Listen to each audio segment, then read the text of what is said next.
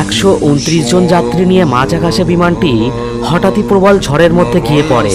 পাইলটরা অনেক চেষ্টার পরেও কিছুতেই বিমানটিকে তাদের কন্ট্রোলে আনতে পারছিল না।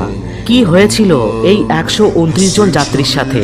তারা কি সবাই সুস্থ শরীরে বাড়ি ফিরতে পেরেছিল? কাহিনীর শুরুতে দেখা যায় লিও নামের একজন অভিজ্ঞ পাইলট প্রতিদিনের মতন ডিউটিতে যাওয়ার জন্য রেডি হচ্ছে। তবে আজ সে ডিউটি থেকে একটু তাড়াতাড়ি ফিরে আসবে, কারণ তার আজ একমাত্র মেয়ের জন্মদিন। সে তার মেয়েকে কথা দেয় ডিউটি থেকে ফিরে এসে তারা একসঙ্গে কেক কেটে জন্মদিন পালন করবে।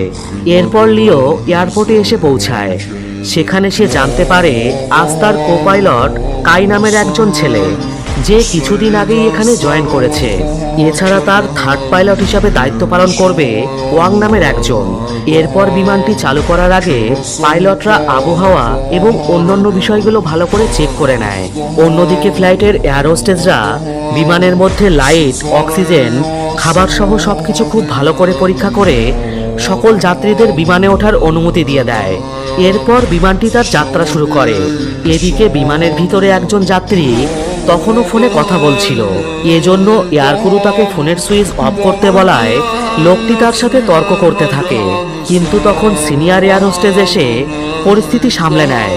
প্লেনটি খুব সুন্দরভাবেই চলছিল এবং সমস্ত যাত্রীরা তাদের নিজেদের মধ্যে হাসি মজা করে সময় কাটাচ্ছিল। কিন্তু তারা কেউই জানতো না যে সামনে তাদের জন্য কতটা ভয়ানক পরিস্থিতি অপেক্ষা করছে। এদিকে কিছুক্ষণের মধ্যেই প্লেনটিতে খুব জোরে ঝাঁকুনি হতে শুরু করে।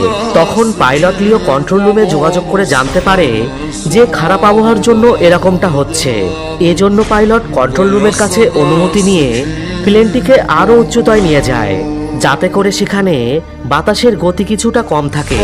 এদিকে বিমানের ভিতরে এয়ার হোস্টেসরা সব যাত্রীদেরকে খাবার দেয় এবং সবকিছুই আবার ধীরে ধীরে পুনরায় আগের মতন হয়ে যায়। অন্যদিকে ককপিটে ক্যাপ্টেন লিও এবং কো পাইলট কাই তাদের নিজেদের মধ্যে গল্প করছিল।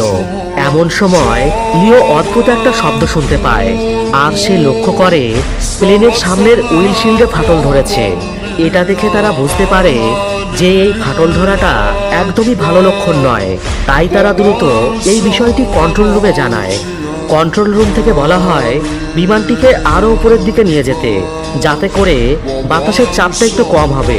কিন্তু তাদের কথা শেষ হওয়ার আগেই বিকট আওয়াজ করে বিমানের উইন্ডশিল্ড সম্পূর্ণ ভেঙে যায়, আর প্রচণ্ড বাতাসের বেগে কোপাইলট কাই জানলা দিয়ে অর্ধেক বাইরে বেরিয়ে যায় এবং ক্যাপ্টেন তার সমস্ত শক্তি দিয়ে তাকে ভিতরের দিকে টেনে ধরে রাখে। ঠিক তখনই ভাঙা কাচের টুকরোর আঘাতে বিমানের ডান পাশের ইঞ্জিনে আগুন লেগে যায়। এদিকে বিমানের ভিতরে সবাই বুঝতে পারে নিশ্চয়ই খারাপ কিছু একটা ঘটেছে। আর এই প্লেনে থাকা 119 জন যাত্রী আর 9 জন ক্রু মেম্বারের জীবন এখন নির্ভর করছে লিওয়ের ওপর। ককপিটের দরজা যেহেতু বন্ধ ছিল, তাই ভিতরে থাকা ক্রু মেম্বাররা আর প্যাসেঞ্জাররা বুঝতে পারছিল না যে বাইরে আসলে কি ঘটেছে। এজন্য সবাইকে তাদের সিট বেল্ট বেঁধে শান্ত থাকার অনুরোধ করা হচ্ছিল। এদিকে সেই থার্ড পাইলট ওয়াং এবং ক্রু মেম্বারদের প্রধান বিনান পাইলট থেকে ককপিটে থাকা পাইলটদের সাথে যোগাযোগ করার চেষ্টা করে, কিন্তু ককপিট থেকে কোনো উত্তর না পাওয়ায় তারা বুঝতে পারে নিশ্চয়ই খারাপ কিছু একটা ঘটেছে। অন্যদিকে ককপিটের ভিতরে লিও তখনও কাইকে প্রাণপণে শক্ত করে ধরে রেখেছে, যাতে করে সে বিমান থেকে বাইরে ছিটকে না পড়ে যায়।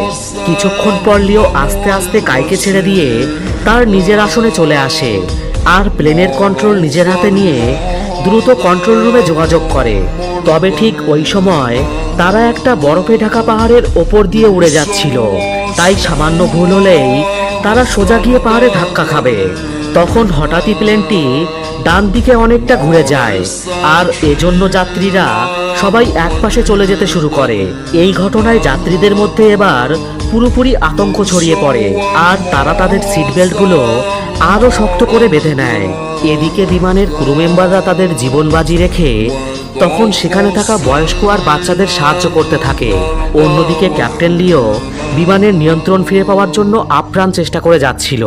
লিওন তখন বিমানটিকে আচমকাই একটা টান দেয়, আর এতে করে কাই আবারও বিমানের ভিতরে চলে আসে। আসলে সে কাইকে ভিতরে আনার জন্য ইচ্ছা করেই এরকমটা করে, কিন্তু এরকমটা করতেই ককপিটের দরজা হঠাৎ করে খুলে যায় আর প্রচণ্ড বাতাসের চাপে সবকিছু এলোমেলো হয়ে যেতে শুরু করে। এমন সময় যাত্রীদের সামনে অক্সিজেন মাস্ক নেমে আসে, আর এয়ার হোস্টেসরা অনেক কষ্টে সবাইকে অক্সিজেন মাস্ক পরাতে সাহায্য করে।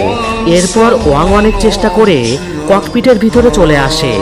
ওয়াং সেখানে এসে দেখে প্রচণ্ড ঠান্ডায় প্রধান পাইলট লিও কাঁপছে, আর অক্সিজেনের অভাবে সে প্রায় অজ্ঞান হয়ে যাচ্ছে।